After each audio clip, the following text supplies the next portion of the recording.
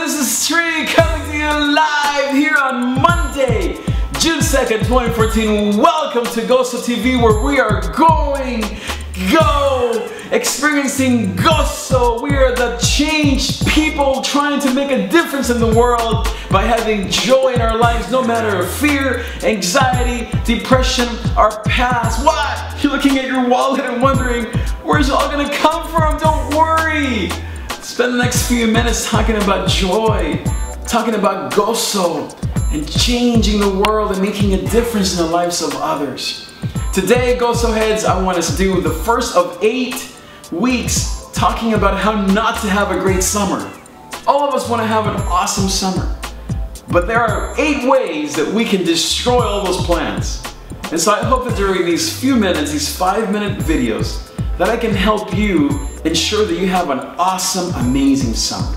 So here it is. The first way that you can have a terrible summer is by building your house upon empty promises. You know, sometimes we look at life, the things that we want, we look on TV, the promises people make, we look we listen to things that people say, and we're like, man, that's what I'm supposed to be doing. People promise all kinds of stuff. But then we go and we buy the pills, we buy the magazine, we get into debt, and you know what happens? We're not happy. We're not accomplishing our dreams because we're building our lives upon empty promises.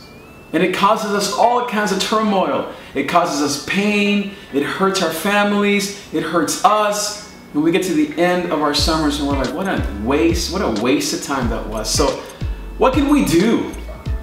I was watching this TV show a couple weeks ago. It's called The Tree House Builders. I think that's what it's called.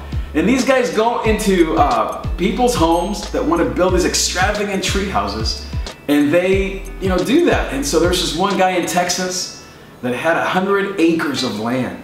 And so these guys came in looking for the right combination of 3 trees on which to build 1,000 square foot tree house. 1,000 square feet, that's bigger than my house. But so they found these 3 amazing oak trees, like this wide, like, I don't know, 8 feet, 6 feet wide. They drilled into one, no problem. Second, no problem. Third, no problem. They had the right combination. But then one of the guys that looks inside the trees climbed way up top and looked inside, and guess what? It was completely hollow.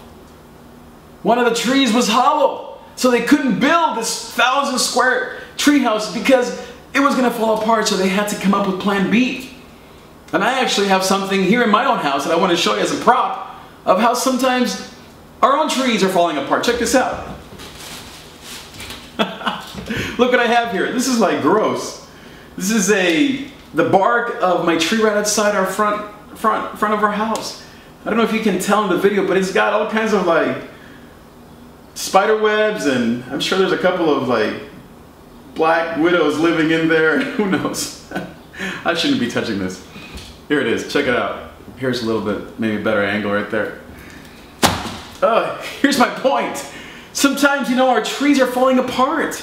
The trees of our lives, we have hollowness inside of our lives. And maybe 2 areas are awesome, but there's just one area that we're hiding from God. We're hiding from people. We're even hiding from ourselves.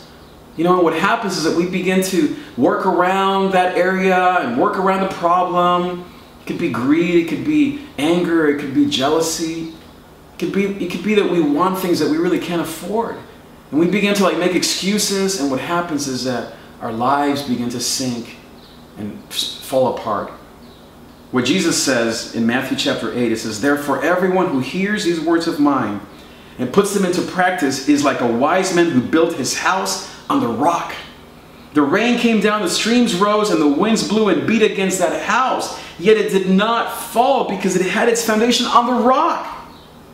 But everyone who hears these words of mine and does not put them into practice is like a foolish man who built his house on sand.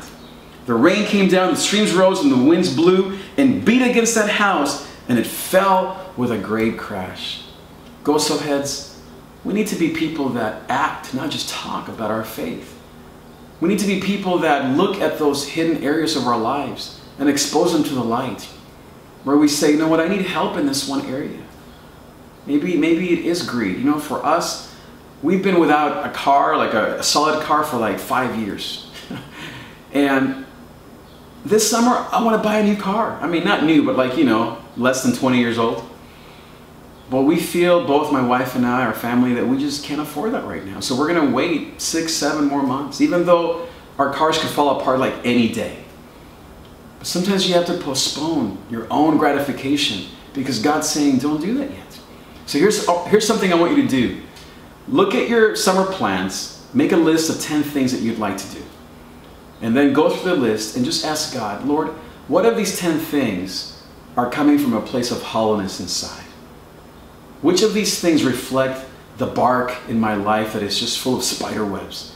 And really I need to like delete some of these things and go through with a black marker and just delete some of those things. For me, it was buying a new car. I just crossed that out. It's not time. Because it's coming from a place of wanting to have something that I can't afford. So Goso Heads, I want to encourage you, have an awesome summer by building your house upon just being true to yourself, upon listening to God, upon asking God to look at your list and letting Him be the one who orders your steps. I'm so thankful to be here with you this summer. As I said, we're going to be here for the next 7 weeks looking at the 8 ways that we can have a terrible summer, how not to have a great summer. And again, number 1 is by building our house upon empty promises. Make sure, Goso Heads, that you come back here every week. Please go to my website, davidtrigg with 1G, trig.com/lifeofgoso. Let your friends know, comment on this video below. Here's what I want you to do. Tell us, what are your summer plans? And what is the one thing this summer that you feel is God-led? And maybe if you want to be honest, you know, what's the one thing that you feel like once you evaluate it that is really coming from a place of emptiness inside, from that, you know, gross bark in our lives? Thanks so much, Goso Heads, for being here. I am so glad to spend these few minutes with you. Make sure you go also to iTunes and look up the Trig Podcasts of Joy, where all of these episodes will be launched. Go on there, review them. It helps the rankings on iTunes to go up so that more people can experience this life of Goso, which means joy in Spanish. Have a great, great rest of this day. Have an awesome rest of this week, and I will see you next time.